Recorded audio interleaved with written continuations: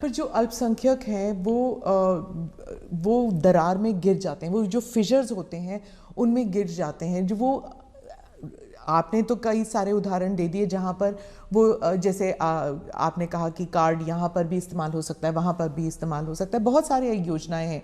लेकिन जब ऐसे पोलराइजेशन की जो किस्से हो जाते हैं तब क्या होता है, मीडिया में भी आ जाता है। और जब मीडिया में आता है minorities are not safe in India, international media में भी आ जाता है।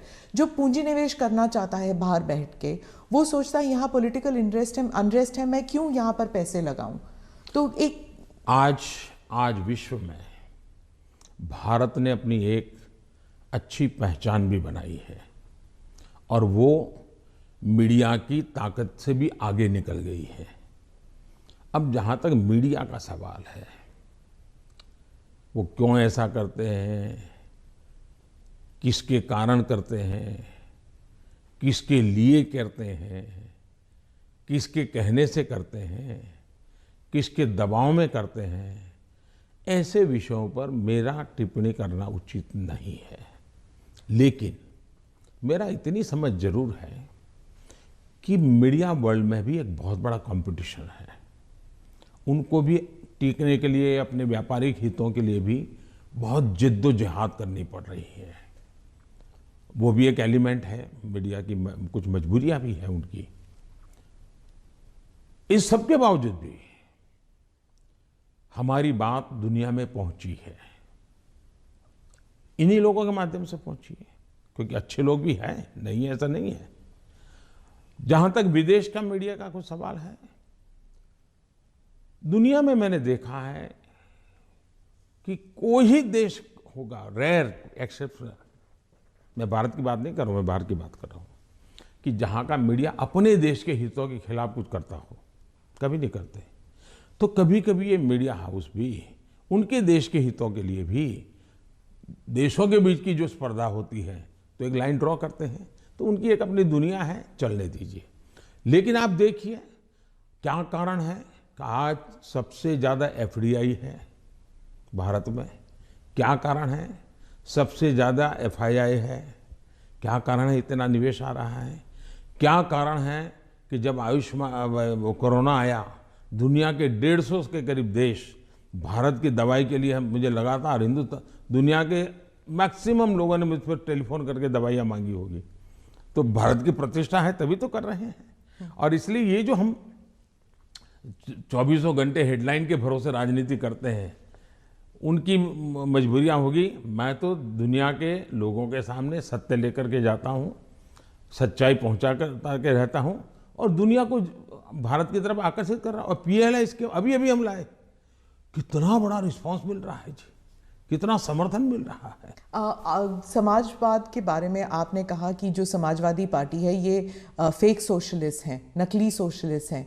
तो समाजवादी है कौन फिर उत्तर प्रदेश में? क्योंकि अर्थशास्त्री कहते हैं कि बीजेपी जो है वो पहले इकोनॉमिक पॉलिसीज में राइटिस्ट थी, फिर वो सेंट्रिस्ट हो गई, अब वही समाजवाद बन गए हैं। पहली बात है, भारतीय जनता पार्टी जनसंघ के जमाने से हमारी आर्थिक सिद्धांतों की चर्चा आप सुनोगे तो यही रही है कि हम देश की जनता पे भरोसा करते हैं, देश की जनता के सामर्थ्य पर भरोसा करते हैं। सरकार की नीतियां उनको अवसर देने वाली होनी चाहिए और हम वो नीतियां बना रहे हैं कि उनको सबसे ज़्यादा अवसर मिले।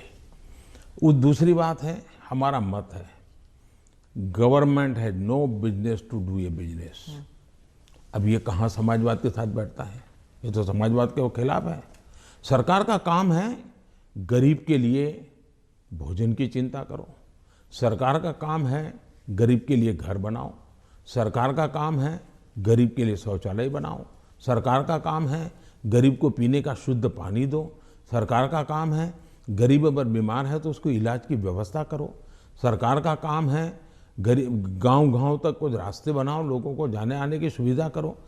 सरकार का काम है कि हमारा देश का एग्रीकल्चर ताकत जो है विश्व के बाजार में कैसे पहुंचे, इसके लिए कुछ व्यवस्था करो। छोटे किसान, उसको दरकिनार किया गया, उसकी चिंता करो। और मेरी प्राथमिकता यही है, मुझे लोगों को घर देना है, मुझे गरीबों को शौचालय देना है, मुझे गरीबों को धुएं से मुक्त करना है, मुझे गरीबों को घर में शुद्ध पीने का पानी पहुंचाना है, मुझे गरीब के बच्चों को पढ़ाना है। अगर कोई इसको समाजवाद कहता है तो मुझे ये समाजवाद मंजूर है, तो वोट क्योंकि होगी मैं समाज के लिए हूं। लेकिन मैं जो चर्चा करता हूं नकली समाजवाद, वो ये है, ये पूरी तरह परिवारवाद है। लोहिया जी का परिवार कहीं नजर आता है क्या? वो भी तो समाजवादी थे। जॉर्ज फर्नांडिस का परिवार नजर आता है क्या? वो भी समाजवाद थे। नीतीश बाबू हमारे साथ काम कर रहे हैं, वो भी तो समाजवादी हैं। परिवार कहीं नजर आता है क्या? ये समाजवादी लोग हैं। लेकिन ये लोग देखिए, पूरा परिवार, मुझे एक बार किसी ने चिट्ठी भेजी थी, मैं तो भूल गया आज। उन्होंने कहा कि इनके परिवार से, ये सपा जो है उत्तर प्रदेश का, 45 लोग ऐसे थे जो किसी न किसी पद पर थे। एक ही फैमिली के 45 लोग। और किसी और ने मुझे कहा कि उनके पूरे परिवार में 25 साल की उम्र के करीब करीब सभी व्यक्ति को चुनाव लड़ने का मौका दिया गया है। क्या ये परिवारवाद का लोकतंत्र के लिए खतरा है? इसलिए मैं कह रहा हूं।